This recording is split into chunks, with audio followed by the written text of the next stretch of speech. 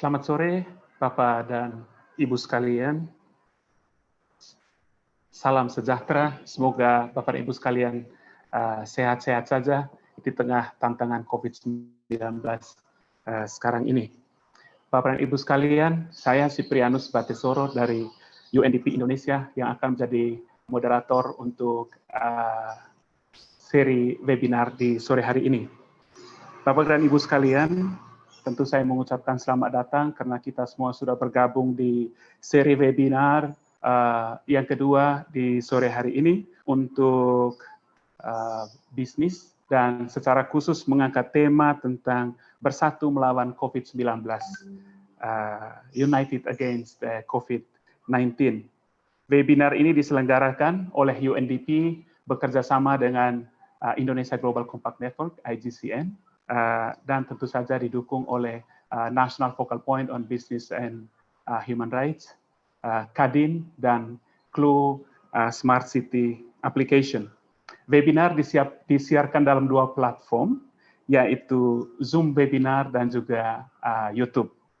Bapak dan Ibu sekalian, sebelum kita memulai webinar, kami akan mengundang dengan hormat Ibu Sophie Kemkadze, selaku Deputi Residen Representatif UNDP Indonesia, untuk memberikan sambutan pembukaan. Welcome remarks. Ibu Sophie, selamat sore. Waktu kami persilahkan. Terima kasih. Selamat sore, and thank you, Pak Sipri. Bapak Taj Yasin, Deputy Governor of Central Java Province. Bapak Prabianto Muktiwibowo, National Focal Point for Business and Human Rights. Bapak Junardi, President of Indonesia Global Compact Network. Bapak Rama Raditya, Founder and CEO of Clue Smart City Applications. And Ibu Yeni Wahid, Director of Wahid Foundation. Distinguished guests from the government partners, private sector, civil society, and academia, and ladies and gentlemen. It is my great privilege to be here with you on behalf of UNDP for the second volume of webinar series for business with the theme United Against COVID-19. First and foremost, I very much hope that you and your families are in good health and spirit despite the challenges that we all are facing these days. The world is facing unprecedented challenge that affects people, affects communities and economies everywhere. And of course, COVID-19 pandemic is a health crisis first and foremost, which requires very decisive action to suppress the spread of virus. But we also realize that it also has a significant socioeconomic, cultural, and psychological implications. And we understand that these implications are first and foremost felt by those who are most vulnerable and marginalized groups. Many of them are associated with micro, small, and medium enterprises. Governments are facing nearly impossible challenge these days, from medical supplies availability to dealing with the losses because of the economic closure, to layoffs, ensuring that people adhere to the strict measures for physical and social distancing. Of course, this is very much challenging. But the good thing actually is that they are not alone in this. And the theme of today's webinar is essential because in bad times, like what we are facing now, getting together has very special value. And the webinar session today, we will share information, practices, challenges, and also we'll have an opportunity to discuss about importance of collective action, which brings government, private sector, and civil society together. Business and civil society can play a vital role in supporting government during this crisis. And we understand that business is impacted very much, but it is encouraging to see businesses stepping in a big way in working with the government for addressing challenges posed by COVID-19, very often changing the mode of their operation and their production lines to meet the critical requirements in the country, and also providing support to the communities. The role of civil society also cannot be underestimated, particularly during the crisis times. Now, first and foremost, we know how important it is that people have good information about COVID-19, and they are best positioned to make sure that people who are at risk of not getting information receive this information, correct information. Their role in supporting government, in ensuring social harmony, in combating stigma and discrimination is also very important, not to mention the role as a watchdog in these processes. So today's gathering will bring together government, civil society, and private sector, and we will have an opportunity to share our experiences and also ask questions and be more informed about how we can jointly address the challenges posed by the crisis. Please be proactive. We have excellent speakers, but ask your questions, share your experiences through the questions and answers feature, which is provided on your screen. So in closing, I want to thank the speakers who are present today. Pak Taj Yassin, Pak Yunardi, Ibu Yeni Wahid, and Pak Rama Raditya. They are bringing excellent expertise and experience, and I hope that their sharing will inspire all of us. I also want to express my special thanks to IGCN leadership and staff as our partners. I also want to acknowledge support from the European Union and also take this opportunity and congratulate them with the Europe Day tomorrow. And of course, thank Kadin and Clue Smart City application, our partners, since this webinar is taking place in the context of our business and human rights initiative in Indonesia. Let me stop here and wish you very successful workshop today, but on a bigger note also wish you happy Ramadan. So thank you very much. Wish you successful webinar today, and giving it back to Pak Sipri now. Thank you. Thank you, Ibu Sofi. Terima kasih atas sambutan yang sudah diberikan oleh Ibu Sofi. Bapak dan Ibu sekalian, berikut ini mari kita dengarkan sambutan dari National Focal Point on Business and Human Rights in Indonesia. Yang kami hormati Bapak Prabianto Muktiwibowo. Waktu kami persilakan, Pak. Silakan. Baik, terima kasih Pak Siprianus. Assalamualaikum warahmatullahi wabarakatuh. Selamat sore, salam sejahtera untuk kita semua. Yang saya hormati Ibu Sofi Kemkatse, Deputy Resident Representative UNDP Indonesia, Bapak Taj Yassin Maimun, Bapak Wakil Gubernur Jawa Tengah, Bapak Junardi, Presiden IGCN, Bapak Rama Raditya, CEO dan Founder Clue Smart City Application, Ibu Yeni Wahid, Direktur Wahid Foundation, dan Bapak Siprianus Petosoro, Head of DGPRU UNDP Indonesia. Para undangan dari pemerintah, sektor swasta, akademisi, organisasi sipil masyarakat lainnya, serta hadirin yang terhormat, pertama-tama saya mengucapkan terima kasih telah bergabung dalam seri webinar kedua dengan topik Bersatu Melawan COVID-19. Dan semoga kita semua diberi kesehatan serta semangat selama masa pandemi COVID-19 ini. Sebagaimana kita ketahui, pandemi COVID-19 ini merupakan krisis multidimensi yang tidak saja merupakan krisis kesehatan, tetapi juga telah memberikan dampak luar biasa ke masalah ekonomi, sosial budaya di tengah kehidupan masyarakat kita. Menurut saya, pandemi COVID-19 ini merupakan tantangan luar biasa pada skala yang belum pernah terjadi sebelumnya, baik bagi pemerintah, sektor swasta maupun masyarakat sipil. Dunia usaha harus berjuang untuk memastikan kelangsungan bisnisnya di tengah merosotnya permintaan, kelangkaan bahan baku, pembatasan operasional perusahaan. Di sisi lain, pelaku usaha juga dituntut untuk tetap mematuhi standar keamanan, kesehatan, dan keselamatan kerja serta melindungi hak-hak karyawan serta lingkungan. Namun di tengah semua kesulitan tersebut, dunia usaha terbukti masih mampu dan tangguh dalam menggalang bantuan dari sektor swasta untuk membantu pemerintah dan masyarakat umumnya untuk menghadapi pandemi COVID-19. Mulai dari memberikan peralatan medis bagi tenaga kesehatan, memberikan bantuan bahan sembako pada masyarakat yang terdampak, membantu pendataan penderita COVID-19, dan yang tidak kalah pentingnya membantu sesama pengusaha agar dapat bertahan selama krisis. Tema webinar hari ini merupakan bagian dari kegiatan sosialisasi implementasi bisnis dan HAM di tengah COVID-19. Berikut tantangannya di lapangan dan bagaimana persoalan ini perlu dihadapi secara bersama-sama antara pemerintah, sektor swasta, dan masyarakat sipil lainnya. Untuk membahas tema tersebut, saat ini sudah hadir para narasumber yang sangat kompeten di bidangnya.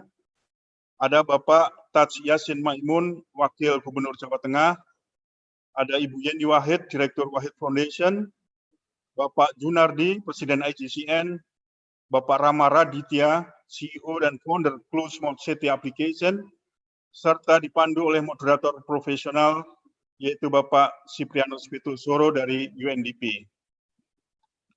Pada kesempatan ini, saya mengucapkan terima kasih kepada UNDP dan pihak-pihak lain yang terlibat di dalam penyiapan seri webinar ini.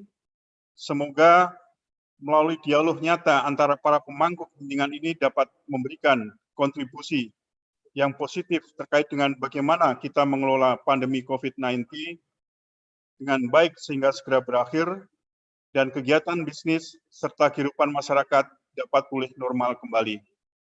Demikian, selamat berdiskusi. Terima kasih. Wassalamualaikum warahmatullahi wabarakatuh. Waalaikumsalam. Terima kasih Bapak Prabianto selaku National Focal Point on Business and Human Rights Republik Indonesia. Bapak dan Ibu sekalian, sebelum kita memulai sesi webinar, kami bersama dengan tim komite minta izin untuk mengambil sesi foto bersama. Jadi akan ada foto bersama dari para narasumber dan moderator serta yang memberikan sambutan pembukaan dari National Focal Point dan Ibu Sofi dari UNDP. Kami persilahkan kepada tim supaya proses foto bersamanya bisa dilakukan sekarang.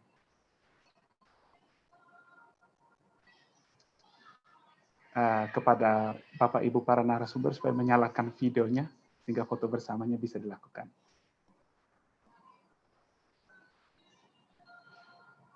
Ya, ini prosesnya sedang dilakukan Bapak Ibu.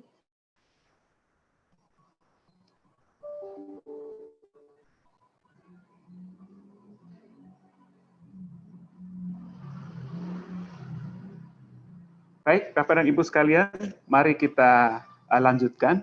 Seperti tadi yang sudah disampaikan oleh Ibu Sofi Kemkatse dari UNDP dan Bapak Prabianto selaku National Focal Point on Business and Human Rights, bahwa memang krisis COVID-19 yang kita hadapi sekarang, dia tidak saja krisis di sektor kesehatan, tapi sangat luas dari sisi tata pemerintahan, sosial, ekonomi, dan seterusnya. Dan karena itu kita juga mengetahui secara bersama bahwa pemerintah di bawah Bapak Presiden Jokowi juga mengalokasikan anggaran yang cukup besar, 405 triliun lebih untuk memberikan respon terhadap COVID-19 ini.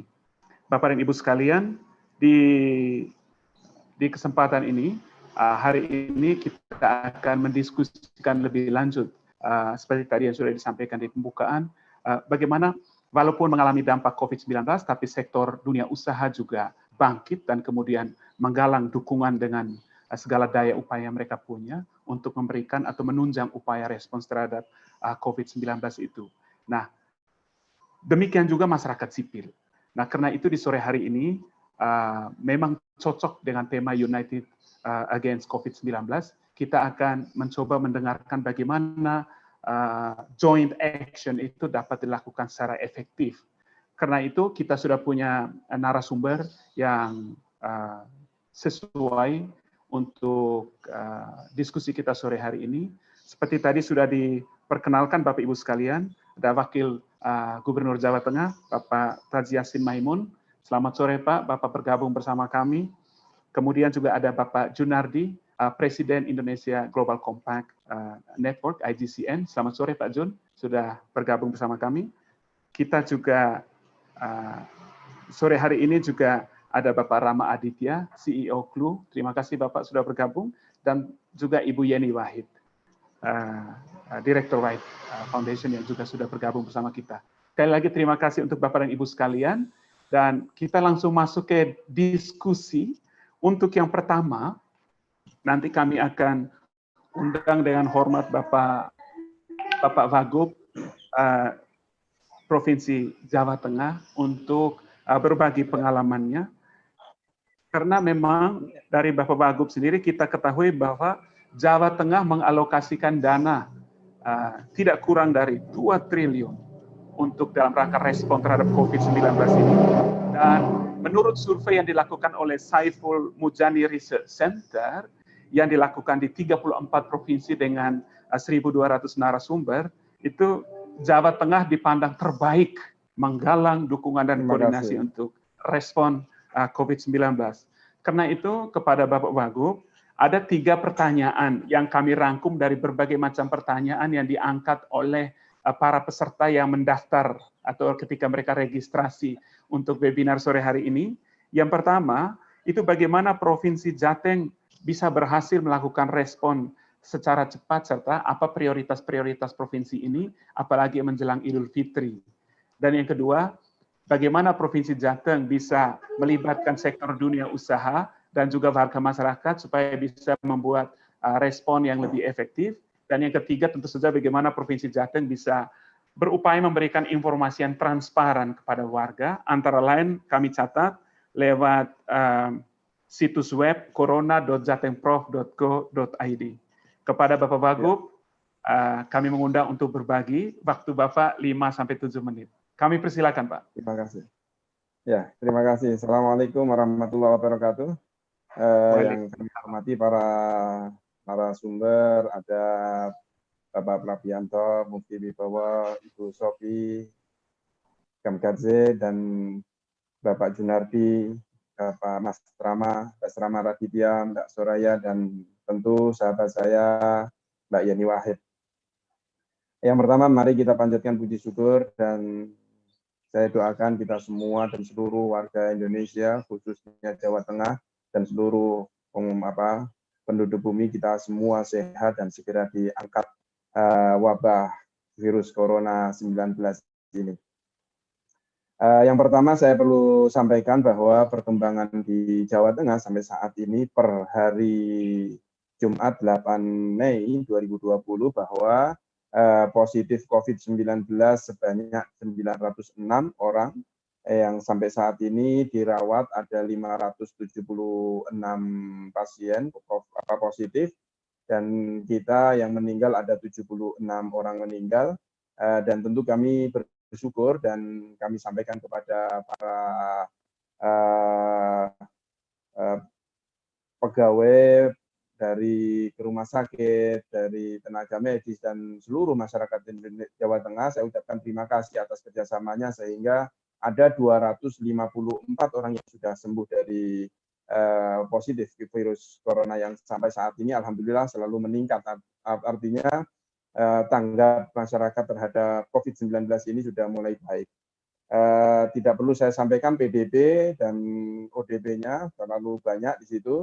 Akan tetapi tadi saya akan fokus bahwa kami terima kasih kepada seluruh OPD kami dan seluruh pegawai kami yang ada di rumah sakit maupun dari BUMDes di UMD kita yang sampai saat ini mereka bekerja dengan baik, bekerja sama dengan baik, sehingga memang tadi disampaikan yang pertama memang ketika diumumkan oleh Bapak Presiden kami langsung melakukan rapat-rapat intern terhadap OPD kami dan seluruh BUMD kami termasuk rumah sakit umum daerah milik pemerintah provinsi untuk selalu menghitung apa saja langkah yang harus kita ambil sebelum dilakukan lebih jauh pengumuman dari aturan-aturan dari pemerintah pusat.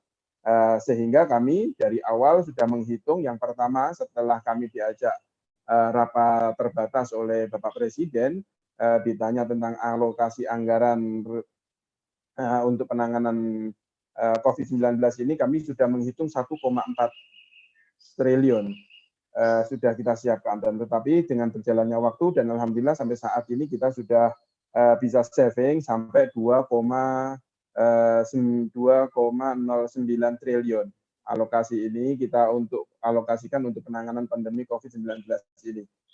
Adapun perinciannya ada 1,3 triliun untuk pelaksanaan program, jenis program yaitu ada JPS, ada JPE, dan tentu untuk penanggulangan COVID-19 yang lainnya.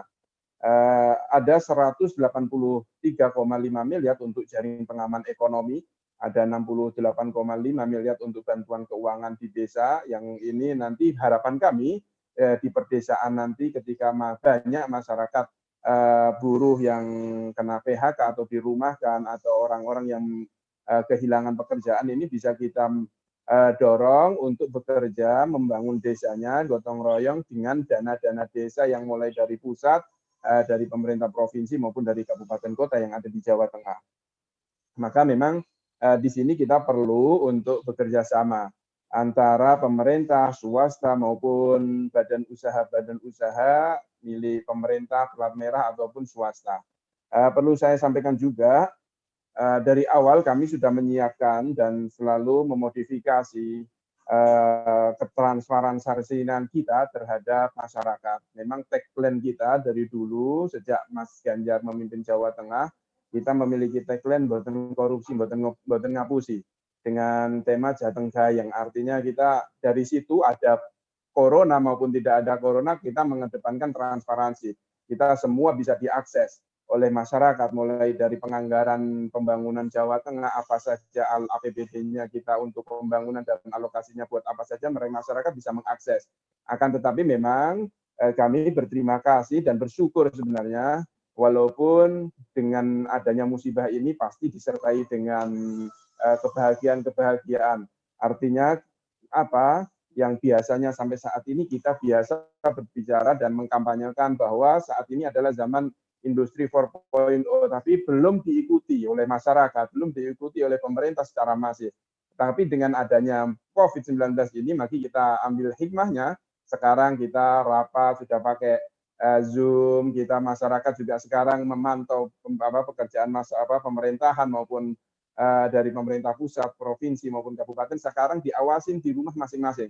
Mereka memantau betul bagaimana transparansi sebuah governance saat ini. Maka dari itu kami perlu saya tegaskan lagi, sejak dulu jatengprof.go.id ini ada, oleh apa saja diakses. Tetapi dengan adanya COVID-19 ini kita tambahin konten yang yaitu corona.jatengprof.go.id. Juga kami para pemimpin di Jawa Tengah juga membuka seluas-luasnya Instagram kami, website kami, nomor hotline kami, nomor WA, itu semua masyarakat banyak yang tahu, dan setiap hari kami menerima keluhan-keluhan masyarakat terhadap apa yang dilakukan oleh pemerintah yang sampai saat ini kami mengakui memang masih ada kerancuan dalam hal penyaluran dana-dana yang dialokasikan oleh pemerintah pusat maupun oleh pemerintah Provinsi Jawa Tengah, yang mana yang menjadi garda terdepan saat ini adalah para pemimpin-pemimpin yang ada di desa ini perlu kita kuatkan. Sampai saat ini saya kebetulan hari ini ada di Kabupaten Rembang untuk memantau secara langsung bagaimana kegiatan-kegiatan di desa. Banyak keluhan ternyata. Ada yang mempermasalahkan, Pak, kami mendapatkannya yang 600.000, ada yang mendapatkan kami 200.000. Nah, ini ada perbedaan, tetapi masyarakat perlu kita sampaikan, perlu kita pahamkan bahwa sebenarnya 600.000 dan 200.000 itu sebenarnya sama, karena kan di situ diatur dalam waktu bulannya juga, sehingga kalau kita kalkulasi, kita jumlahnya sama. Maka masyarakat tidak perlu iri-irian, tidak perlu saling berebutan, di sini sama saja, kita memikirkan itu semua. Perlu saya sampaikan juga, Bapak Wagub, waktunya sudah cocok, tapi mungkin saya ada satu pertanyaan tambahan, mungkin masih sesuai dengan konteks pembicaraan Bapak Wagub di poin yang terakhir, yaitu tentang bagaimana kerjasama Pemprov dengan warga masyarakat.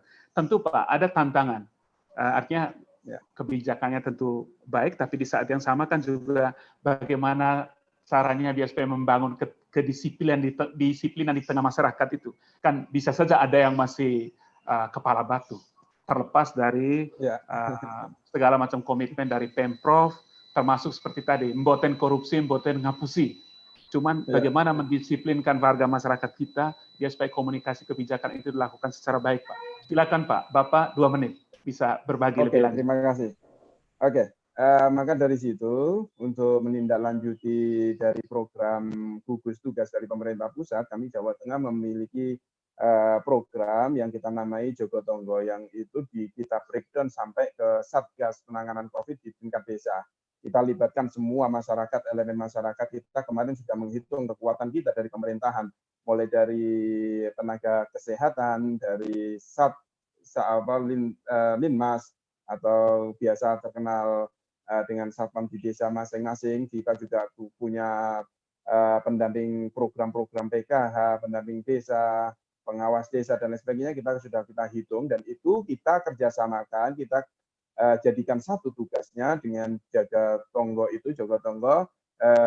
sehingga kita berharap dari situ koordinasi di tingkat bawah ini bisa tersampaikan dan terhadap masyarakat yang saat ini dulu kemarin masih tadi disampaikan masih keras kepala, nggak mau mendengar anjuran pemerintah. Alhamdulillah saat ini mereka tadi dilaporkan juga, Pak, kami sudah ada orang datang dari Bali, Pak, dari Lombok, dan kami dengan adanya Jogotongo ini kami isolasi di rumahnya. Dan itu alhamdulillah ditaati, karena apa? Dana desa yang kemarin itu kebingungan masyarakat, kepala desa itu mentara surveikan dana desa yang 30% mau buat apa? Saya bilang stop dulu, jangan digunakan dulu sampai betul-betul masyarakat membutuhkan, karena kita saat ini nggak bisa memprediksi apakah ini sampai 1 bulan, 2 bulan, 3 bulan, bahkan bisa 1 tahun. Kalau kita membutuhkan uang di awal, kita takutnya nanti ketika sudah puncak-puncaknya kita tidak memiliki anggaran. Maka tolong diperbaiki bagaimana mengalokasikan dana, dan yang paling penting adalah bagaimana orang-orang yang ada di sekitar kita ketika melakukan isolasi mandiri benar-benar bisa kita bantu dengan alokasi dana yang ada saat ini. Terima kasih. Baik Pak, terima kasih Bapak Wagub. Saya tertarik sekali dengan yang Bapak sampaikan mengenai inisiatif Jogotongo sebagai instrumen untuk menggalang dukungan warga masyarakat, mengambil peran aktif untuk mengawal COVID-19 di lingkungannya. Terima kasih Bapak Wagub sekali lagi. Berikutnya kita beralih kepada Bapak Yunardi, Presiden Indonesia Global Compact Network. Pak Jun, selama ini Bapak selalu mewakili suara jaringan sektor swasta, dunia usaha. Ada 3 pertanyaan yang sudah dirumuskan untuk Bapak dari hasil penjaringan di masa registrasi. Yang pertama adalah Bapak mungkin bisa menceritakan mengenai inisiatif apa yang sudah dilakukan oleh IGCN dalam melakukan penggalangan kontribusi dari sektor swasta di masa tanggap COVID-19. Dan yang kedua, kira-kira sebetulnya apa peran yang bisa dimainkan oleh sektor ini dalam menentukan keberhasilan terhadap untuk mengatasi COVID-19, dan bagaimana soal potensi kolaborasi antara pemerintah daerah, sektor swasta, dan masyarakat sipil ke depan. Silakan Bapak Jun, waktu 5-7 menit. Kami persilakan Pak. Selamat sore. Assalamualaikum warahmatullahi wabarakatuh. Yang saya hormati Gus Yassin, Pak Prabianto, Pak Rama, Pak Yeni, senang sekali bertemu Bapak Ibu dalam sore ini. Mengenai inisiatif apa yang dilakukan, saya melihat begini, sektor swasta itu secara luas telah melakukan berbagai kegiatan, baik secara kelompok maupun sendiri-sendiri, sesuai dengan kemampuan masing-masing. Tadi Pak Prabianto juga sudah menyebutkan, ada dalam bentuk dukungan donasi, pembagian sembako, pengadaan APD, dan sebagainya. menyadari pentingnya peranan rumah sakit dan para dokter yang pada saat ini untuk mengatasi pasien, IGCN dalam hal ini memusatkan kegiatannya menggalang bantuan APD untuk rumah sakit dengan berkolaborasi dengan dokter psikiater. Kami berupaya menjangkau sekitar 180 rumah sakit pada saat ini yang tersebar di berbagai daerah, dan kami mempunyai data yang cukup lengkap mengenai rumah sakit itu, kapasitas pasiennya, jumlah tempat tidurnya, COVID bed-nya, jumlah dokternya, tenaga medisnya, apakah ini rumah sakit rujukan apa tidak, dan sebagainya. Dan kita juga nyatakan dalam satu detail sehingga kita tahu kira-kira apa yang dibutuhkan oleh mereka, baik itu masker hazmat, gloves, kacamata, pelindung, dan sebagainya. Jadi untuk itu kami bekerja sama dengan volunteers, kita punya relawan dari INSEAD yang melakukan survei, yang melakukan geomapping, dan sebagainya. Jadi dari semua sumbangan yang kami peroleh selama hampir satu bulan ini, diperoleh cash dan in-kind, dari anggota Global Compact maupun dari donatur yang lain. Nah, kami telah kumpulkan kira-kira 120.000 masker bedah dan N95, 18.000 gaun pelindung, 85.000 sarung tangan, 4,3 ribu Google, dan sebagainya. Jadi itu kami koordinasikan untuk bisa kita langsung kirim ke rumah sakit. Jadi kita membantu pemerintah sekaligus dengan distribusi, sehingga ini lebih cepat, tepat sasaran, dan yang penting juga kami bisa tracking kemana saja kita berikan dan bagaimana nanti digunakan juga. Di samping itu mungkin juga saya bisa sebutkan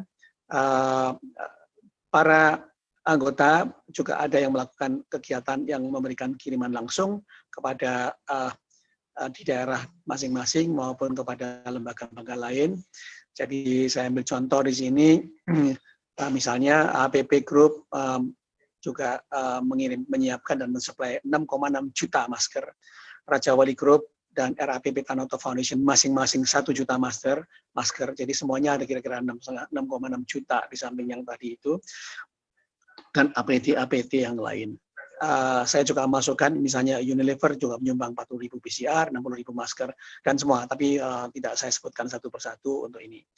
Nah, di samping itu ada kegiatan IGCN yang lain. Salah satu adalah ya webinar sekarang yang kita lakukan ini, bekerjasama dengan UNDP, dengan Kadin, dengan CLU, adalah sebagai contoh kegiatan webinar yang akan menjadi 5 series. Ini yang kedua, nanti ketiga, keempat, kelima, dan seterusnya.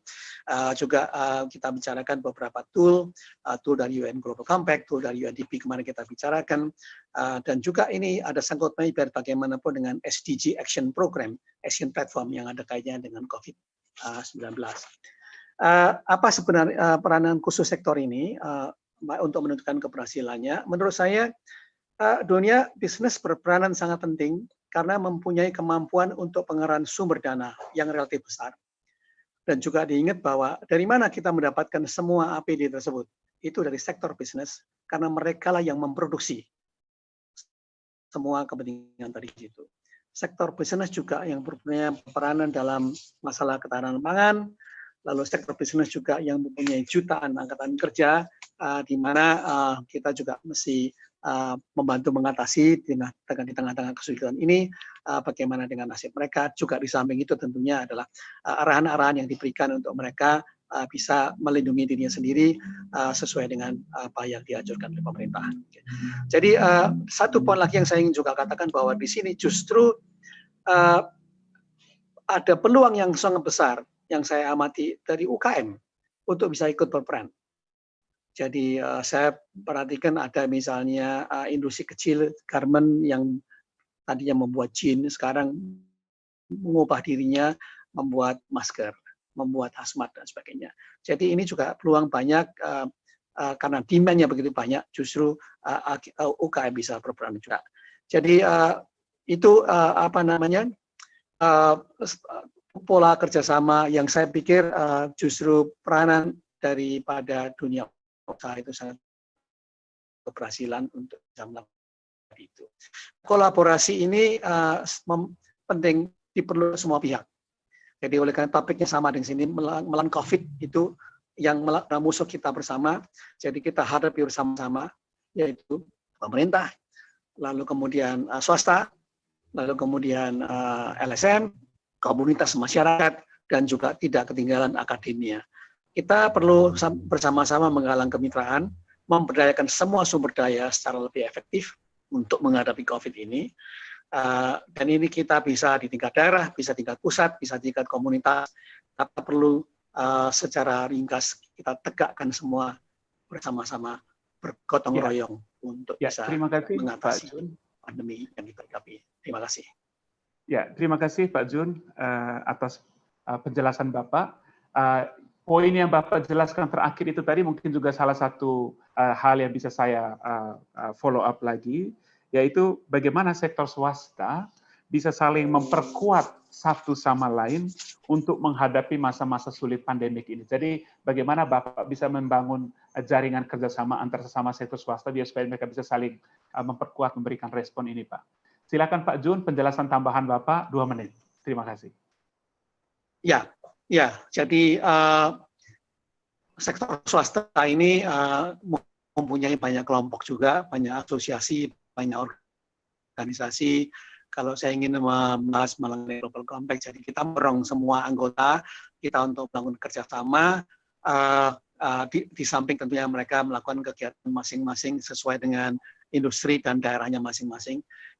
Kerjasama yang kita lakukan sekarang dengan Dr. Share itu salah satu model di mana teman-teman sektor swasta yang baik anggota maupun bukan bergotong royong untuk melaksanakan ini.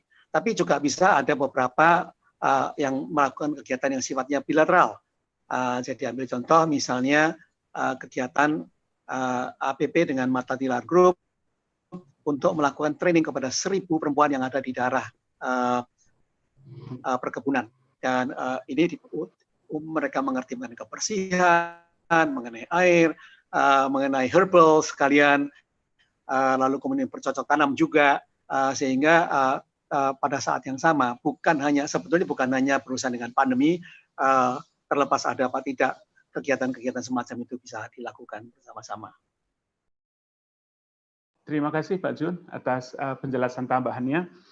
Bapak dan Ibu sekalian, di kesempatan berikutnya kami akan mengundang Mas Rama Raditya, CEO dari CLUE untuk bicara.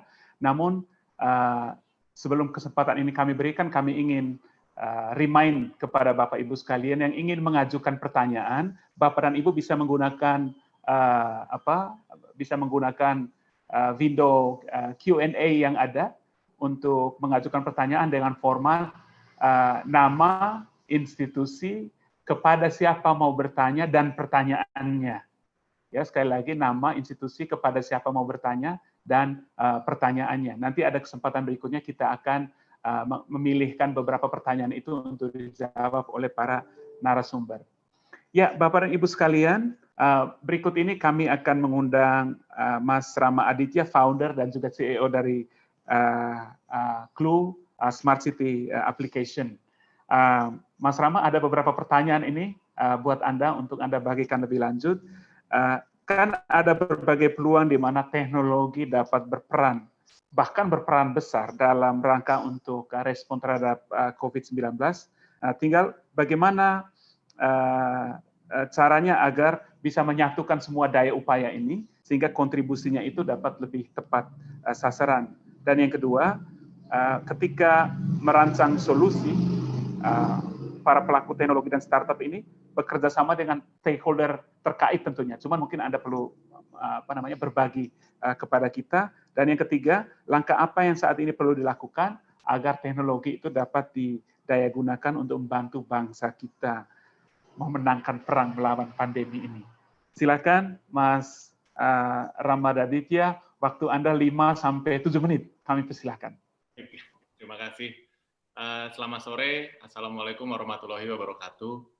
Salam sejahtera buat kita semua. Yang saya hormati Bapak Wakil Gubernur Jawa Tengah, Pak Tas Yassin Maimun. Yang saya hormati juga Bapak Junardi dan Ibu Yeni Wahid. Sebelumnya terima kasih telah mengundang CLUE dalam acara hari ini.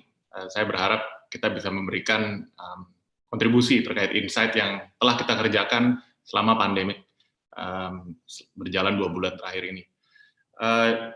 Jadi mungkin sedikit background dari CLUE, kita startup Indonesia yang bergerak di bidang smart city. Jadi kita banyak bergerak di bidang smart city, implementasi smart city di kota-kota. Total dari kota yang telah kita bantu sekarang mungkin totalnya hampir 40 kota. Kita bekerja sama dengan pemerintah kota, pemerintah daerah, kepolisian, dan lain-lain. Nah, pada masa pandemi saat ini, kami banyak membantu pemerintah untuk memetakan permasalahan-permasalahan terkait COVID-19. Contohnya seperti kerumunan warga, udah gitu kelengkapan alat medis, rumah sakit yang penuh, laporan sembako, dan sebagainya. Bagaimana kita bisa memetakan permasalahan-permasalahan tersebut? Itu kita melalui dua sumber. Jadi pertama dari masyarakat.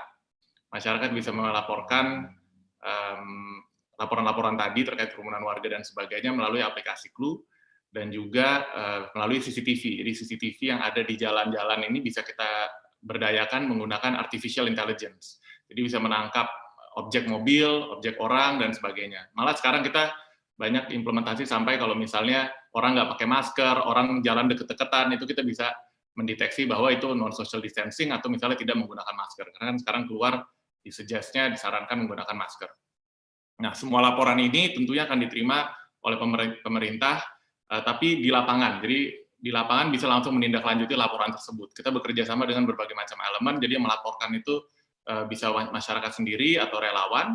Setelah itu pemerintah yang menindaklanjut dari Pemda atau pemerintah kota, baik dari masing-masing SKPD atau divisi, dan di pemerintah pusat, itu ada comment center. Kita juga kerjasama dengan gugus tugas BNPB untuk bisa melihat data secara keseluruhan seluruh Indonesia penyebaran dari violation atau misalnya yang kayak tadi ya, non-social distancing dan sebagainya.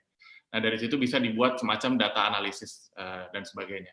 Nah, kita melakukan ini memang tujuannya adalah untuk membangun satu platform di mana pemerintah, masyarakat, dan juga bisnis, industri, bisa bekerja sama berkolaborasi di satu platform. Karena ini sangat penting, kita jadi dengan teknologi nggak perlu lagi bersurat, semuanya bisa langsung komunikasi, kolaborasi di situ. Karena kita percaya dengan kolaborasi di satu platform semuanya akan bisa menyelesaikan permasalahan dengan cepat dan jauh lebih efektif ya, seperti itu. Jadi kira-kira yang kita kerjakan saat ini seperti itu. Kita sudah bekerja sama dengan Pemprov DKI Jakarta, juga saat ini sedang berjalan dengan Pemprov Jabar. Saya harap juga mungkin Jawa Tengah bisa menggunakan platform kita juga, dan juga kota-kota lainnya di seluruh Indonesia. Karena memang tujuannya ini adalah untuk bisa suppress ya, atau menekan penyebaran outbreak dari COVID-19. So far kita melihat sudah cukup berhasil, karena memang masyarakat sangat antusias untuk melaporkan permasalahan setiap hari. Saya masih lihat khususnya di Jakarta masih banyak sekali yang non-social distancing lah. Jadi masih banyak di luar sana yang dilaporkan masyarakat, misalnya main bola, main gitar rame-rame gitu, seperti itulah. Jadi saya harap sih memang masyarakat juga disiplin untuk bisa mengikuti peraturan dari pemerintah agar kita bisa di rumah saja dan bisa lebih aman lah ke depannya untuk penyebaran dari COVID-19 ini. Mungkin itu sih pertanyaannya, sorry. Yang ketiga apa tadi, Mas? Yang pertanyaan nomor 3 tuh, langkah apa yang perlu dilakukan agar teknologi ini dapat didaya gunakan, pemanfaatan teknologi dalam rangka fighting against COVID-19 itu. Ya, dan kalau mungkin kita lihat, mungkin sebelum artinya sebagai pertanyaan tambahan, karena mungkin poin terakhir yang tadi Anda jelaskan itu sangat relevan, yaitu bagaimana kira-kira apa upaya yang lebih tegas lagi dapat dilakukan supaya ada kerjasama antara pemerintah, sektor swasta, dan masyarakat sipil dalam agenda besar COVID-19 itu. Silakan, Bung. Ya, terima kasih. Jadi memang pemanfaatan teknologi ini sudah sangat terasa ya, akselerasinya khususnya begitu COVID ini. Tadi kan sempat di-mention, ada sedikit sisi baiknya bahwa transformasi digital menjadi cepat lah untuk pemerintah di sini. Sekarang menggunakan Zoom untuk meeting dan sebagainya. Begitu juga dengan saya lihat pemanfaatan smart city. Karena smart city ini memang idenya itu timbul karena permasalahan urbanisasi di kota-kota yang semakin concerning lah, kira-kira gitu kan. Penduduk semua udah mulai pindah ke kota. Karena itu permasalahan jadi muncul. Karena itulah COVID-19 ini kita lihat tuh memang kenanya di kota-kota besar biasanya kan, kalau di luar sana juga seperti itu. Nah, dengan adanya smart city ini, teknologi pun akhirnya terimplementasi lah di dalam smart city tersebut. Dan kita lihat ini juga membantu akselerasi smart city di Indonesia, yang dimana memang sesuai visi dari Pak Presiden juga bahwa harus ada 100 kota cerdas kalau nggak salah sebelum tahun 2030. Nah, saya harap ini membuka mata untuk semua ya, jadi bukan hanya pemerintah tapi juga industri dan juga masyarakat, bahwa kita harus berkolaborasi untuk hal-hal seperti ini, seperti pandemi, mungkin ke depannya juga ada kejadian yang lain lah gitu. Karena kita juga membantu hal-hal yang juga sifatnya kayak seperti bencana alam, gempa bumi, banjir dan sebagainya, kita juga bantu BNPB.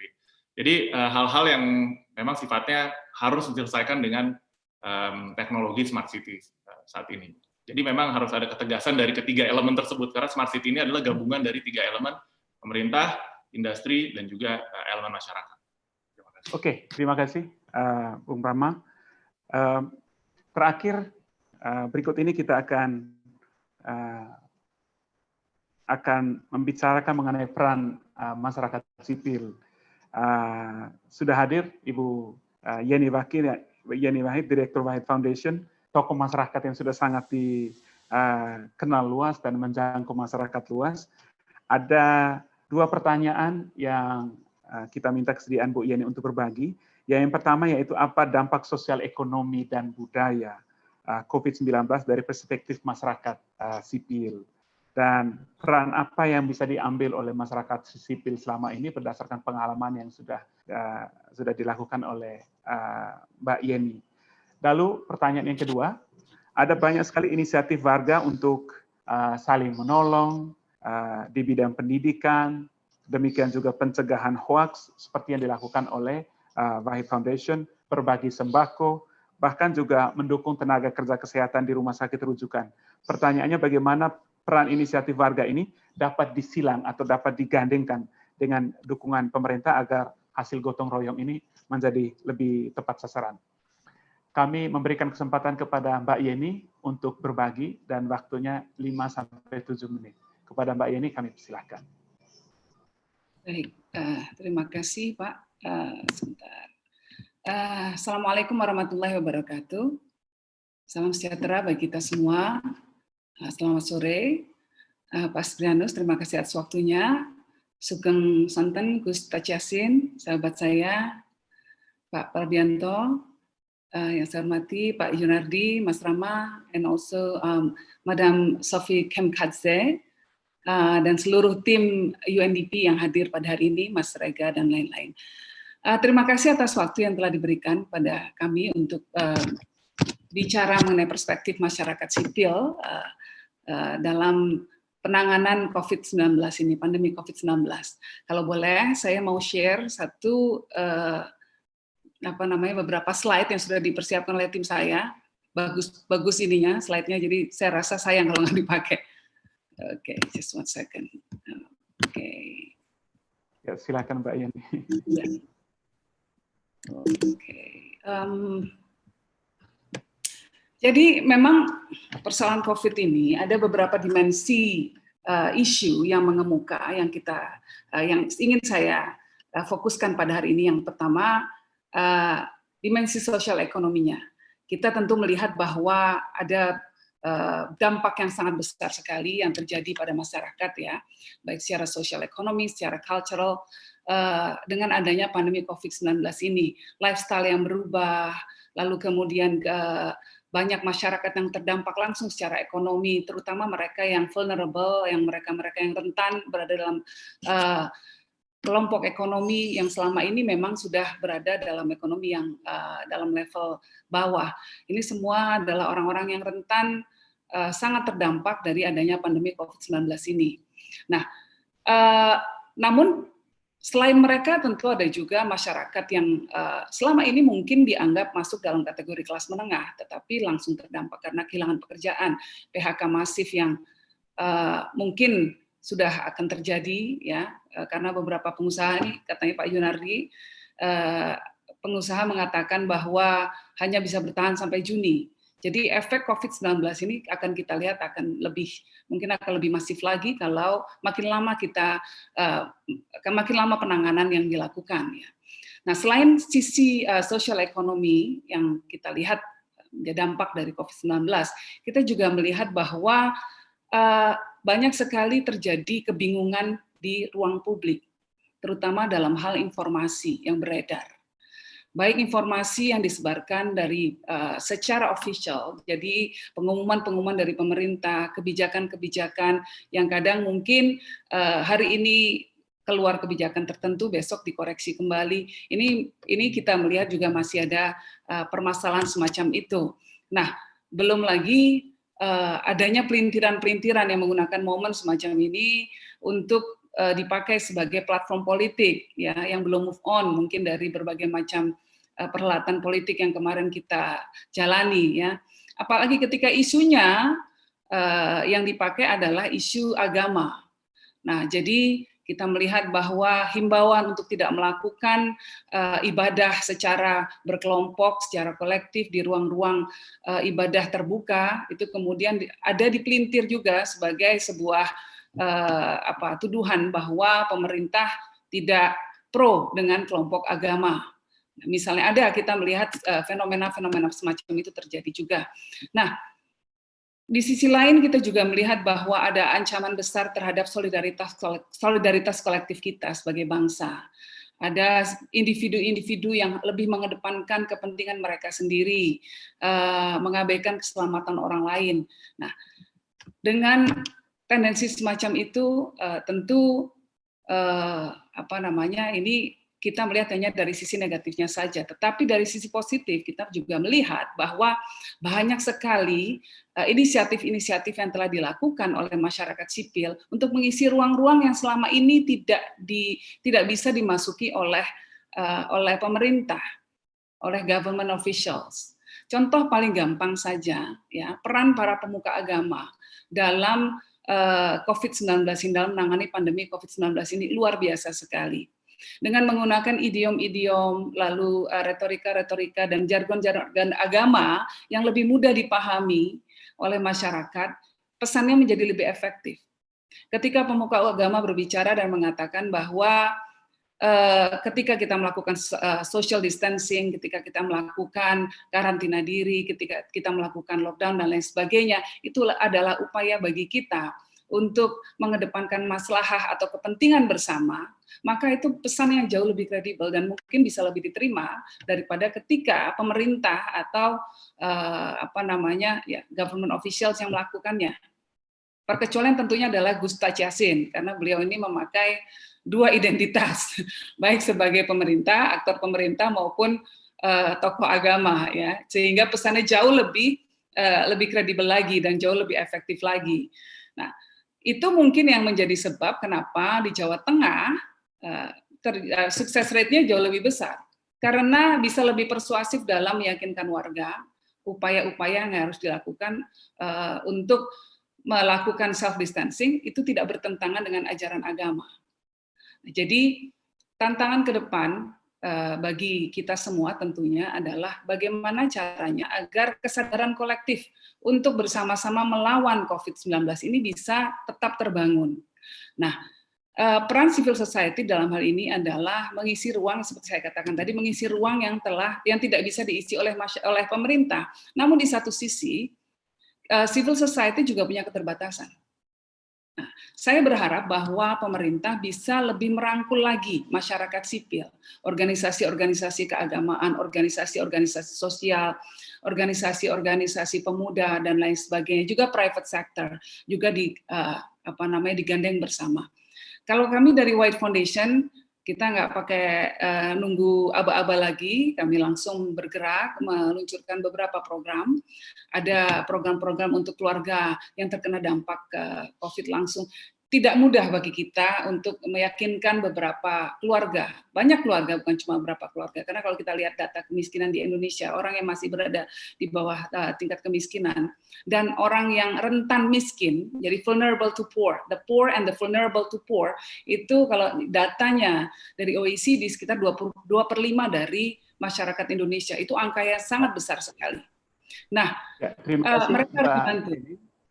Oke, Pak Sugran. Baik, terima kasih. Saya kira saya tertarik dengan salah satu poin tadi yang Mbak Yeni jelaskan sebelum memasuk mengenai data statistik tadi, yaitu bagaimana peran masyarakat sipil, kan walaupun ada COVID, tetapi boleh kita katakan peran mereka untuk melakukan advokasi di dalam isu-isu yang juga penting, apakah itu soal toleransi, korupsi, demokrasi, pemenuhan HAM, dan lain-lain, kan itu kan tetap mesti harus dilakukan juga. Nah, yang menjadi pertanyaan adalah bagaimana lembaga masyarakat sipil seperti di Wahid Foundation berdasarkan pengalaman Anda, bagaimana peran ini masih bisa dilakukan, selain tentu saja menjawab tantangan soal COVID tadi. Kami persilakan 2 menit. Baik, dunia modern tentu salah satu features dari dunia modern adalah disrupsi yang kerap terjadi, baik berupa bencana alam, baik berupa pandemi, dan lain sebagainya. Disrupsi ini adalah feature yang akan selalu ada dalam kehidupan kita pada saat ini. Dan bagaimana kita menyikapinya, ya, untuk bisa tetap hidup secara wajar dan normal. Disrupsi tidak menghilangkan beberapa prinsip-prinsip dasar dalam kehidupan manusia. Yang pertama adalah good governance, itu harus tetap ada. Yang kedua, penghormatan terhadap hak asasi manusia juga harus tetap ada. Jadi disrupsi bisa kita tetap bisa sejalan, ya, memperjuangkan semua isu yang menjadi penting bagi kualitas kehidupan manusia yang lebih baik lagi ke depannya, sambil tetap juga berjuang melawan disrupsi berupa pandemi yang sekarang sedang kita hadapi ini.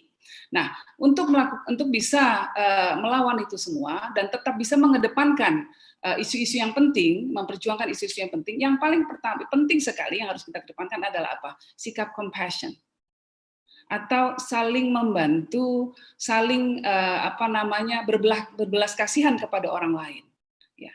Kalau kita bisa berbelas kasihan kepada orang lain, maka segala macam masalah bisa kita tangani dengan lebih baik lagi.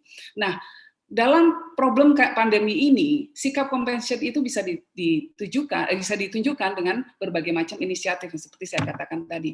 Tidak bisa loh kita kemudian mengatakan kepada masyarakat yang miskin bahwa mereka harus di rumah saja melakukan self distancing tanpa membantu mereka, memfasilitasi mereka agar bisa tetap hidup. Nah, ini kalau tanpa compassion tidak bisa kita melaksanakan banyak sekali inisiatif. Semua dasarnya adalah compassion. Mungkin itu, terima kasih Mbak Yeni. Saya mohon izin, saya mohon maaf karena saya ditunggu untuk satu Zoom berikutnya lagi. Jadi mungkin saya di sini sampai di sini dan saya ucapkan terima kasih atas waktu yang telah diberikan. Saya rasa speakers yang lainnya mungkin akan sangat bisa membantu menjawab pertanyaan-pertanyaan yang akan muncul nanti. Jadi saya izin pamit sekalian, Gus Yasin dan teman-teman lainnya semuanya. Assalamualaikum warahmatullahi wabarakatuh. Waalaikumsalam. Terima kasih Mbak Yeni. Tentu nanti kalau misalnya ada pertanyaan tadi kami akan follow up supaya mungkin bisa dijawab sehingga para peserta seminar juga bisa merasa puas dengan atensi yang diberikan. Terima kasih Mbak Yeni sekali lagi. Baik, Bapak dan Ibu sekalian, para peserta, seperti tadi yang sudah kami sampaikan bahwa Bapak dan Ibu bisa memberikan pertanyaan dengan format yang ada. Sebentar lagi kami akan lihat beberapa pertanyaan untuk terus kemudian diteruskan kepada para narasumber. Hanya kepada kita sekalian para peserta,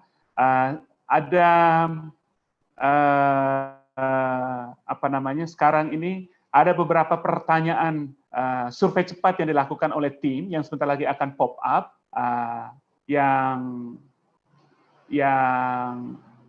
perlu Bapak dan Ibu para peserta bisa menjawab saja secara cepat.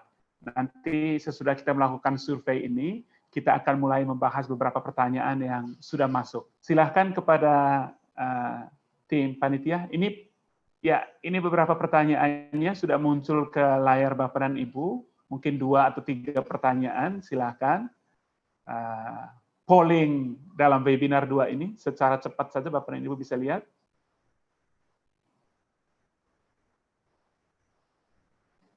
Jadi ada 3 pertanyaan. Pertanyaan pertama, kedua, dan ketiga.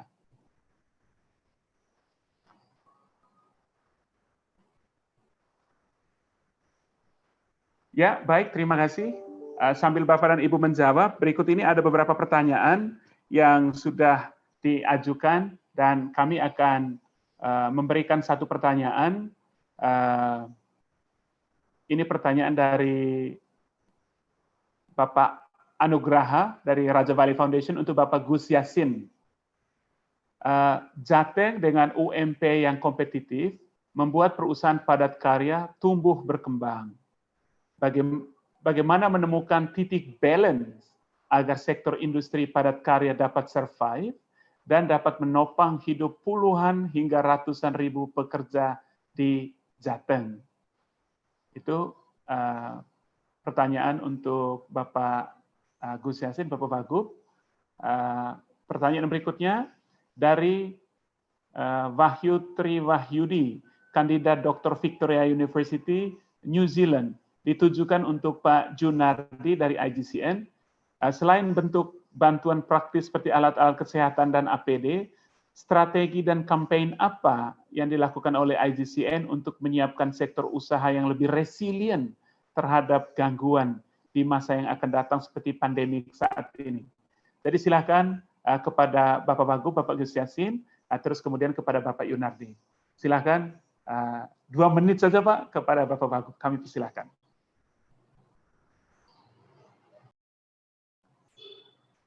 Bapak masih mute, Pak.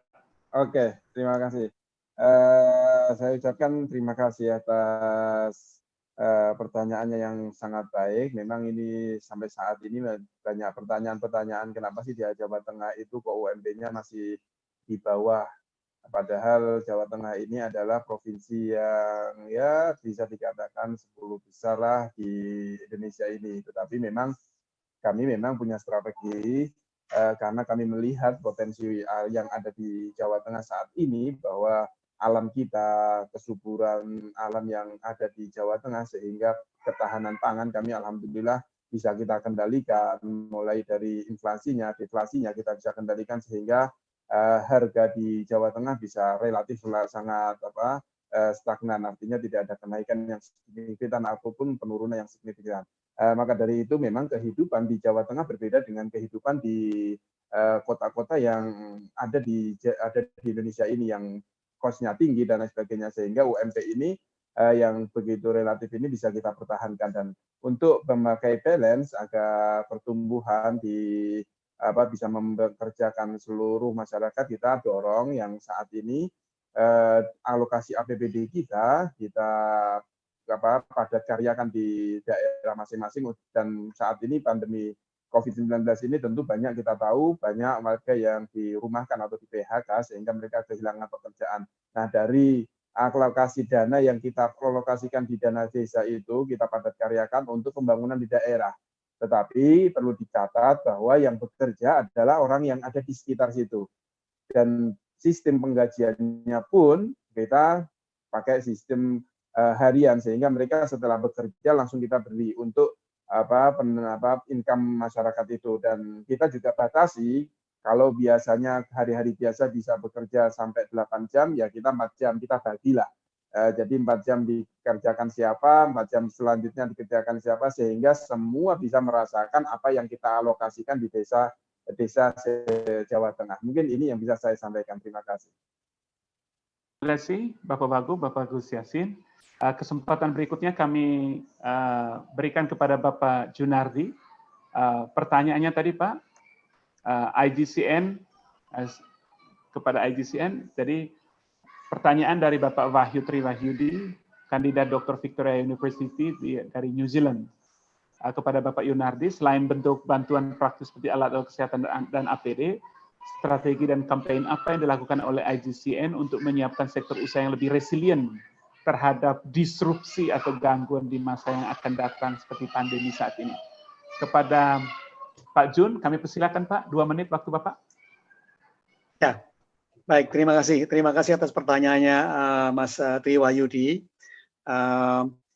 Jadi begini, salah satu daripada fokus kegiatan IGCN yang merupakan local network dari United Nations Global Compact adalah mainstreaming the Global Compact Principles yang menyangkut kepada human rights, labor, environment, dan anti korupsi. Lalu kemudian juga fokus kegiatan dan strategi kita itu adalah mengarah kepada advancing implementasi dari Sustainable Development Goals. Dan salah satu daripada kegiatan yang ada sangkut pautnya dengan SDG itu adalah yang dinamakan Making Global Goal Local Business, yang sebetulnya rencana dilaksanakan bulan Maret yang lalu, sebagai satu ini merupakan global campaign strategi, tapi ditunda. Nah, kembali kepada masalah karena ada pandemik, maka lalu kemudian fokusnya ditambah lagi dan diutamakan pada saat ini adalah mengenai masalah fundraising, penggalangan dana in-kind segala macam tadi itu untuk rumah sakit. Kembali kepada masalah bisnis, COVID-19 ini memang tentunya berdampak sangat luas dalam bisnis. Dan kita tahu semua adalah secara menyeluruh terjadi penurunan ekonomi dalam pembangunan. GNP kita turun, semua negara juga turun. Syukur-syukur Indonesia juga tidak negatif. Nah, ada beberapa industri yang tersiok-siok, kena dampak langsung, seperti industri pariwisata. Sudah pasti ambisi kita pariwisata 20 juta, dan tidak akan jauh dari itu, tidak bisa tercapai. Industri perhotelan, properti, saat ini yang terakhir adalah 6.000 hotel tutup, jadi dampaknya kemana-mana termasuk kepada karyawan dan sebagainya. Otomotif industri juga, penerbangan juga, maritim juga. Jadi ini ada beberapa industri yang sangat terpuruk sebagai dampak daripada pandemi ini. Tapi juga ada industri yang justru tumbuh di dalam pandemi, industri farmasi, industri layanan medis, food processing, retail, e-commerce. Jadi kalau dulu, kalau kemarin ini sekolah-sekolah ditutup, tapi lalu kemudian muncullah e-education, school from home. Lalu kemudian personal services mulai muncul, food delivery. Kalau dulu kita selalu ke bank, sekarang menjadi e-financing. Jadi ada. Jadi bagi yang bermasalah tentunya masuk ke dalam satu survival mode. Kami dalam perusahaan juga ada yang begitu, ada yang bergerak maju, ada yang masih survive. Kita perlu business continuity plan. Ini salah satu yang kita perlu bicarakan dalam suatu organisasi, how to make it, how to develop business continuity plan.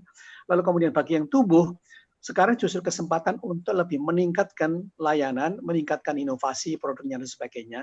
Karena apa?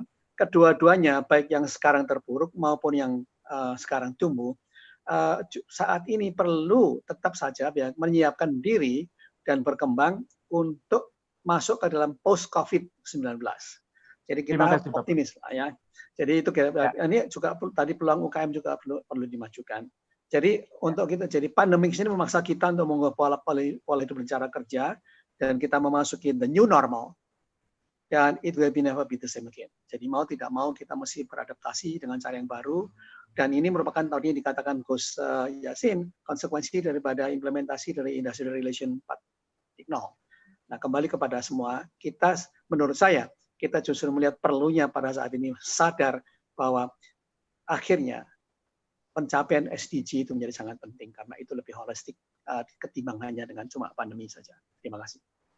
Ya, terima kasih Pak Jun atas penjelasannya yang sangat komprehensif. Ini ada pertanyaan berikutnya, ini untuk Bung Rama Raditya dari CLU. Ini pertanyaan dari Saudari Atika Budi Utami dari Paramadina, ditujukan untuk Bapak. Bagaimana efektivitas CLU atau Artificial Intelligence dalam membantu menangani COVID dan permasalahan lain di daerah yang jangkauan internetnya kurang bagus?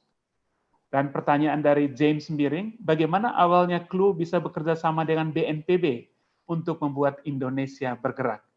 Silakan, Bung Rama, waktu Anda 2 maksimum 3 menit. Kami persilahkan. Ya, jadi sebelum kita melihat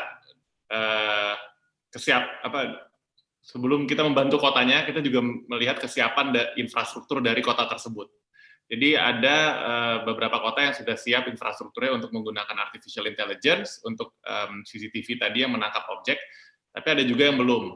Nah, kebetulan yang belum ini kita memang lebih banyak deploy-nya menggunakan pelaporan masyarakat, karena memang pelaporan masyarakat kita aplikasinya cukup ringan dan juga bisa berjalan even di 2G connectivity lah, kira-kira seperti itu. Tapi kedepannya kita juga sedang mau meluncurkan fitur-fitur artificial intelligence yang bisa bergerak on-premise. Jadi benar-benar semuanya diproses di kamera lah. Jadi nggak perlu lagi menggunakan jaringan. Yang penting semuanya bisa datanya tertangkap dan bisa dimanfaatkan oleh pemerintah. Kira-kira seperti itu sih. Memang kalau smart city ini sangat tergantung sekali dengan infrastruktur yang ada. Jadi memang konektivitas itu sangat penting, baru solusinya bisa diimplementasikan. Tapi kita sudah antisipasi itu juga dengan solusi yang cukup ringan untuk konektivitas yang ada. Nah, satu lagi tadi pertanyaannya lebih ke bagaimana kerjasamanya ya dengan BNPB. Jadi kita kalau dengan BNPB memang udah cukup panjang ceritanya. Kita awalnya membantu tahun 2017 untuk kondisi waktu itu ada banjir bandang dan juga gempa bumi dan sebagainya. Tapi untuk yang Indonesia Bergerak ini memang ini inisiatif dari beberapa startup, untuk bisa membantu Indonesia menekan outbreak dari COVID-19. Dan itu kita langsung connect aja sih sebenarnya ngobrol dengan BNPB bahwa kita bisa kerjasama untuk bisa mensuplai data ke BNPB. Karena itu sekarang data kita juga digunakan untuk gugus tugas COVID-19 bisa memberikan kebijakan yang lebih baik untuk kebijakan strategis yang lebih baik untuk kedepannya. Kira-kira seperti itu sih. Ya, terima kasih Bung Rama. Bapak dan Ibu sekalian, semua sesi diskusi yang sudah kita lakukan. Nanti akan ada satu pertanyaan final yang saya sampaikan untuk semua narasumber yang Bapak dan Ibu akan perlu menjawabnya sebagai closing statement. Namun sebelum sampai ke sana, kami akan undang tim kita dari komite untuk menampilkan hasil polling tadi. Karena tadi polling dilakukan dengan 3 pertanyaan, nanti akan ditampilkan hasil polling. Nah, yang pertama ini adalah bagaimana Anda menilai pemerintah daerah Anda dalam mengalokasikan APBD untuk memenuhi kebutuhan pelayanan kesehatan dan dukungan lainnya pada masa tanggap COVID-19. Hampir 40% mengatakan baik, di bawah 40% mengatakan cukup, tapi masih ada kira-kira 1/4 dari semua jumlah yang mengatakan masih kurang. Bagaimana, pertanyaan kedua, bagaimana Anda menilai kinerja pemerintah daerah Anda selama tanggap COVID-19? 30% mengatakan baik, dan hampir 70% mengatakan masih banyak yang harus ditingkatkan. Kemudian juga di pertanyaan yang ketiga, selain tetap berusaha bertahan selama masa pandemi, apakah organisasi Anda atau tempat Anda bekerja telah memberikan kontribusi, bantuan atau dukungan dalam bentuk apapun selama tanggap COVID-19? Ini jawabannya sangat menggembirakan. 70% mengatakan iya, sudah. Dan ada 21% yang mengatakan akan atau sedang dalam proses. Dan selebihnya 9% mengatakan tidak sanggup untuk memberikan bantuan dan fokus untuk bertahan. Jadi Bapak dan Ibu sekalian, itu adalah hasil polling, cerminan dari keseluruh peserta kita sore hari ini terhadap pertanyaan yang ada. Ya, mungkin sebagai closing statement Bapak dan Ibu sekalian, saya bacakan ada salah satu pertanyaan ini yang menarik sekali menjadi refleksi kita bersama. Ini dari Dina Budi Indira, Indonesian Institute for Corporate Directorship. Apakah memungkinkan Pemkot atau pusat bersinergi dengan beberapa perusahaan private sector untuk membantu penduduk yang disebut oleh Mbak Yeni Wahid tadi sebagai poor and vulnerable? Dan yang berikut, kira-kira dalam kerangka itulah bagaimana caranya biar supaya semua usaha ini dapat dilakukan secara sinergi, baik pemerintah, dunia usaha, maupun masyarakat sipil. Kami berikan kesempatan kepada Bapak Wagub 1 menit sampai 1,5 menit untuk closing statement. Terima kasih, Pak. Ya, yang pertama saya pasti berharap ini bisa terjadi kerjasama antara pemerintah, industri maupun masyarakat ya. Saya perlu menggambarkan sebuah negara di masa dulu, masa Nabi, yaitu Kota Makkah. Kota Makkah itu sebelum ada industri atau kecanggihan teknologi, kita tahu bahwa di sana adalah negara yang tandus, tentu tidak memiliki apa-apa. Tapi bagaimana masyarakat Makkah waktu itu bisa mempertahankan karena kerjasama. Maka mereka di dalam Al-Quran diterangkan bahwa orang Makkah itu orang Quraisy itu selalu melakukan perniagaan ketika musim panas dan musim dingin, mereka pergi ke selatan dan ke utara. Jadi tidak semuanya untuk pergi karena jarak yang ditempuh sangat jauh dari Makkah itu menuju Yaman dengan Makkah menuju ke negara Palestina tentu memakan waktu. Mereka akhirnya mengirim beberapa orang untuk melakukan perniagaan dan itu ketika ada keuntungan mereka bagi secara rata, artinya bagaimana menanggulangi. Nah, saat ini kita tahu dengan negara kita yang sebegitu subur, tentu mari kita manfaatkan kesuburan lahan ini dan kita tentu saat ini dituntut untuk gotong royong yang selama ini ada di negara kita, mungkin gotong royong sudah mulai tersingkirkan. Maka dengan program Jogotonggo ini salah satunya adalah bagaimana menilai bagaimana di desa kita, di RW kita, kesiapan pangan kita, bagaimana menyiapkan bagaimana ekonomi itu tetap berjalan, sehingga di beberapa daerah saya ucapkan terima kasih pasar-pasar di Solotigo, di Demak, di Pati, di Kebumen yang sudah melakukan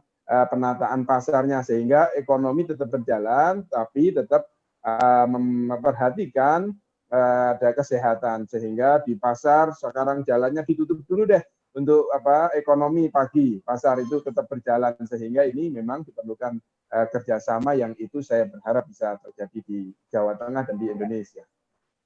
Ya, terima kasih Pak Wagub, terima kasih. Gotong royong itu kuncinya. Yang berikut kami undang Bapak Yunardi untuk memberikan closing statement. Kami persilakan Pak, 1 sampai 1,5 menit.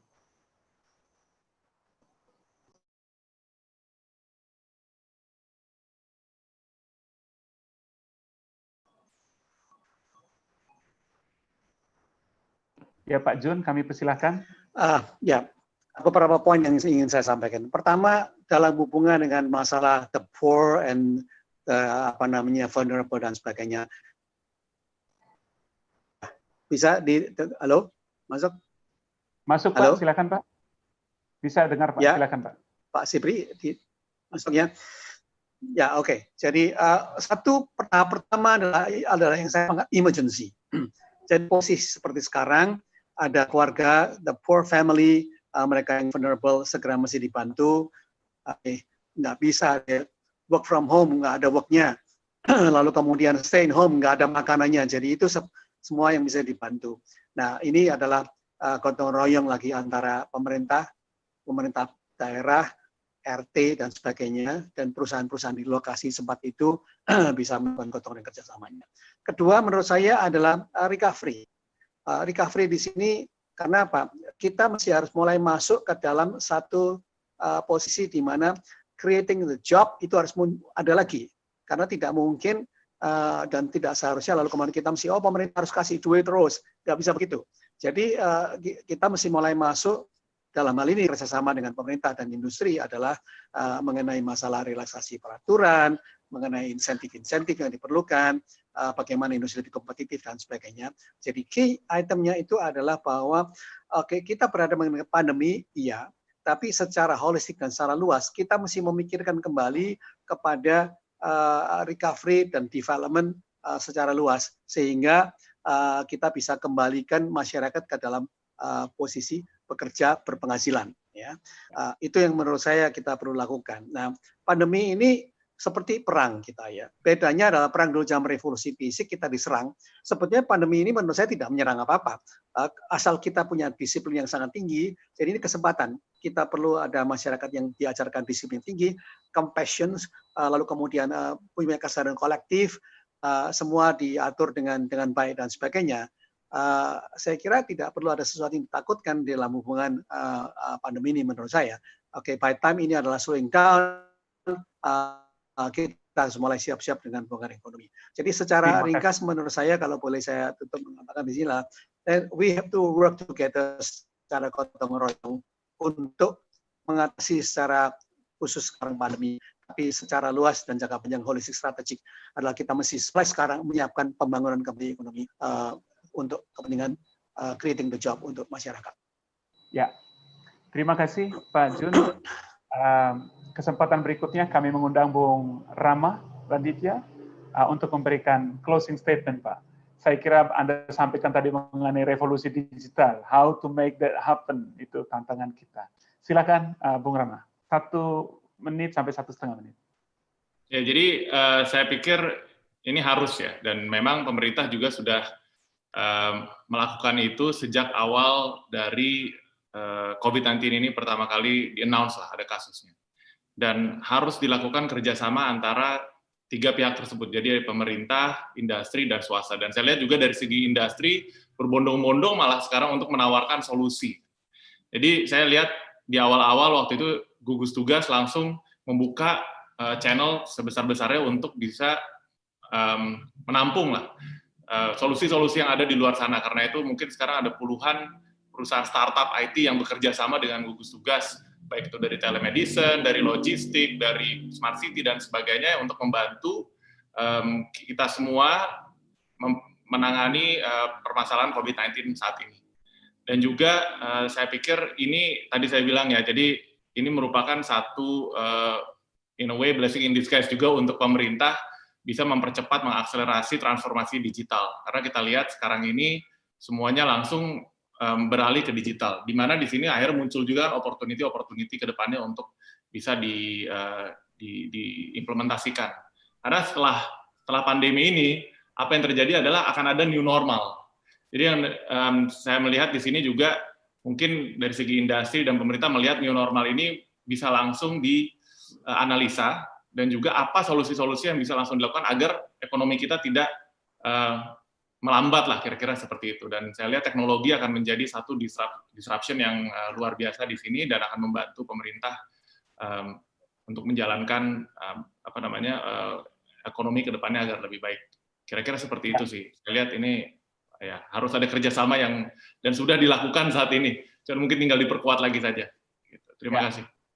Baik, terima kasih Bung Rama, Bapak dan Ibu sekalian, para panelis dan peserta sekalian. Saya kira kita sudah mencapai di akhir dari webinar kita sore hari ini. Banyak catatan penting, tapi saya kira saya tidak perlu membuatkan catatan untuk Bapak dan Ibu sekalian, karena saya kira poin-poin penting itu dapat kita catat masing-masing. Seperti yang disampaikan oleh para narasumber tadi, bahwa ya COVID-19 ini adalah sebuah tantangan, sebuah krisis, tapi di saat yang sama juga ada blessing in disguise, yaitu revolusi digital menciptakan new normal yang baru, yang tentu akan harus dipersiapkan dalam rangka kita bertransisi ke new normal yang itu tadi. Nah, sebelum kita bertransisi, tentu bagaimana caranya biar supaya kita bisa tetap survive, itu memerlukan kerjasama dari berbagai pihak, terutama pemerintah, dunia usaha, dan masyarakat sipil yang semua best practices tadi sudah di-share bersama-sama. Saya kira itu sudah sangat menguatkan kita semua. Terima kasih kepada para narasumber yang sudah berbagi inspirasinya dalam sesi kita sore hari ini. Untuk selanjutnya kepada Bapak dan Ibu sekalian, minggu depan kita akan ada seri webinar untuk bisnis yang volume 3, di mana di dalamnya itu akan merupakan sebuah forum yang sangat baik, di mana dunia bisnis akan berbagi apa yang mereka lakukan, best practices apa yang mereka lakukan, baik untuk bertahan, memberikan kontribusi, dan seperti tadi, dalam upaya untuk penyiapan new normal yang akan datang. Jadi kami akan mengirimkan linknya supaya kita semua bisa bergabung lagi. Akhir kata, terima kasih juga kepada Bapak Prabianto Muktiwibowo, selaku National Focal Point on Business and Human Rights. Terima kasih kepada Ibu Sophie Kemkatse, Deputi Resident Representative UNDP, yang telah hadir sore hari ini untuk memberikan sambutan pembukaan. Kepada narasumber atas waktunya, Bapak Wakil Gubernur, Bapak Yunardi, Bung Rama, dan Bu Yeni Wahid.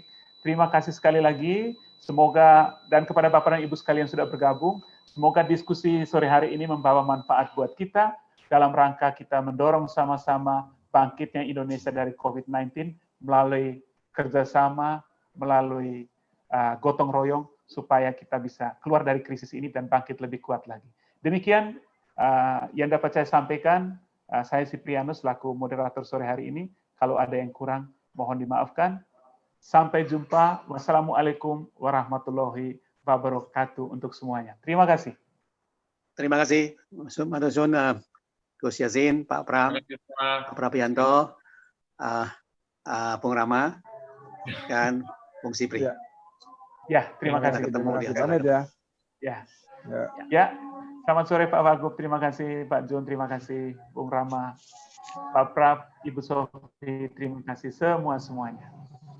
Dan tentu saja teman-teman Sofi, ya. teman-teman dari UNDP, IGCN yang menjadi tim komite panitia yang memfasilitasi pertemuan sore hari ini.